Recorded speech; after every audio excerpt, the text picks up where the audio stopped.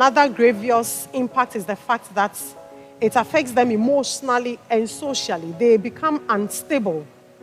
In fact, that is why sometimes they have these addictive behaviors.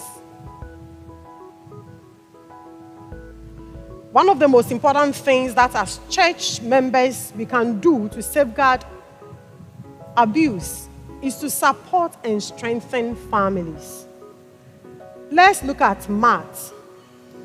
Matt was the one that was struggling with mathematics, and his teacher, who was a female, decided to teach him something more than mathematics.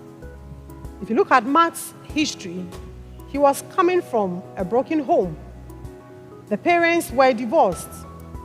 The mother suspected something fishy was going on. But she was a single mother. She was in the church. In fact, this math teacher was in the church and was helping out.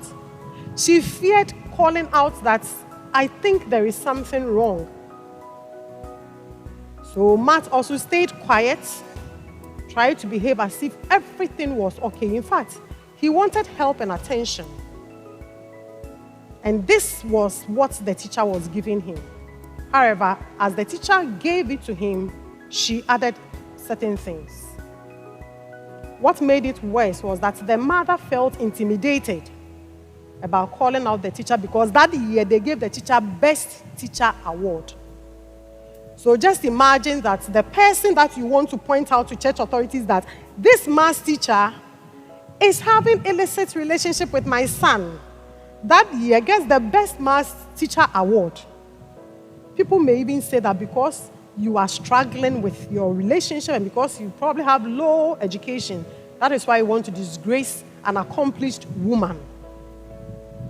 And we know that this situation is not uncommon. It's actually very common where people take advantage of people's vulnerability. The vulnerability could be that they are poor and probably socio-economically would depend on some of us or some church leaders, and that is when they take advantage of them. So the point is, if our family system, our nuclear family system is fragile because of broken homes, because of not strong bonds, it becomes an avenue for the devil to come in.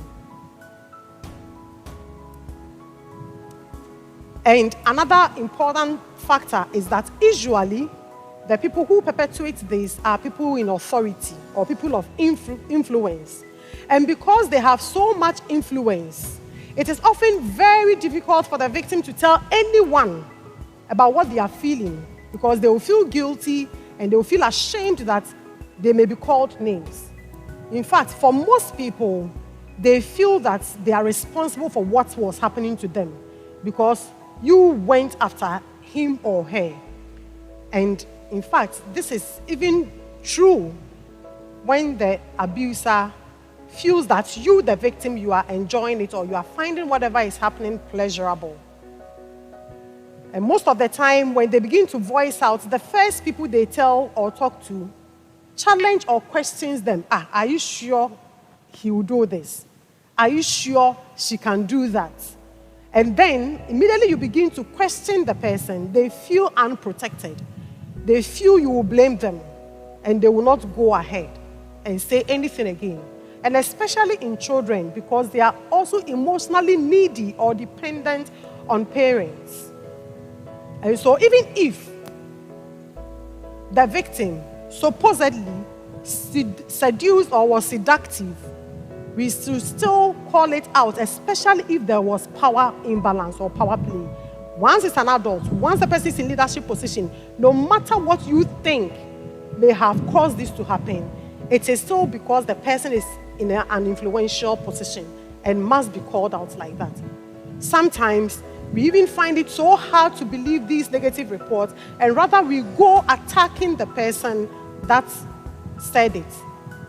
Sometimes we even think that once there was no violence, you are exaggerating, you are complaining. This should not happen in the church of God. Hallelujah.